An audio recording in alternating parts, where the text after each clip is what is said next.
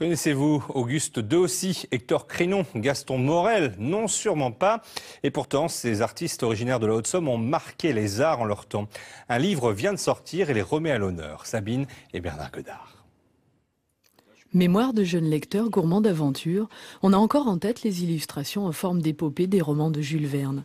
On sait moins que le dessinateur de ce crayonné familier, Jules Ferrat, a grandi à Ham dans la manufacture de son père et qu'il a pu puiser ici, en terre picarde, son inspiration.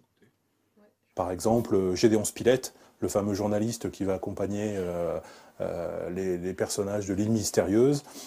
Quand on regarde les traits représentés par Jules Ferrat, on a l'impression de voir un ouvrier. Ça pourrait être finalement un ouvrier d'une industrie de Ham qui a peut-être servi de modèle pour Gédéon Spilett, le personnage de Jules Verne.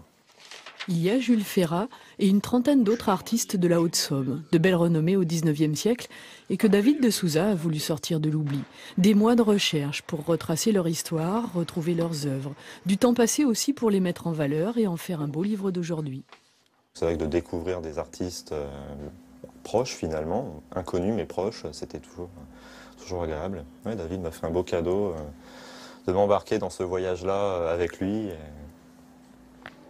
Parmi les plus célèbres, Francis Tattegrin, qui a peint la côte et le monde de la pêche. Ces tableaux sont au musée de Picardie ou au musée de Berck. D'autres n'ont pas eu cette chance.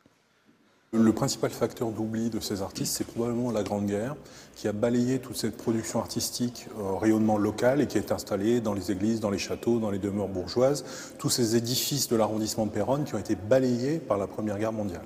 Leurs œuvres, on les trouve tout de même aujourd'hui au détour d'un village, sculptures de monuments aux morts ou sur les murs de la mairie de Péronne. Le livre sera dorénavant dans tous les lycées et tous les collèges de la Somme. Le but, c'était bien sûr de dire aux enfants que leur territoire a produit de grands noms. De grands noms. Parce que pour certains, ils sont allés à Paris, ils sont reconnus à Paris, et ici, on ne le sait pas sur le territoire.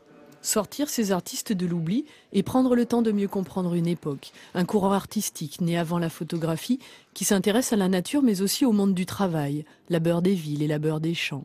Ces artistes-là peuvent permettre aux Picards de redécouvrir tout un pan de leur histoire. Pan qui a été partiellement occulté par deux guerres quand même. Donc effectivement, c'est vrai qu'en Picardie, au travers de la peinture et de la sculpture, on peut redécouvrir ce qu'a été la Picardie d'avant la Première Guerre mondiale. En cours de transformation, le musée de Picardie prévoit d'ouvrir à nouveau tout un étage à ces peintres et sculpteurs locaux du 19e, artistes et témoins d'une époque.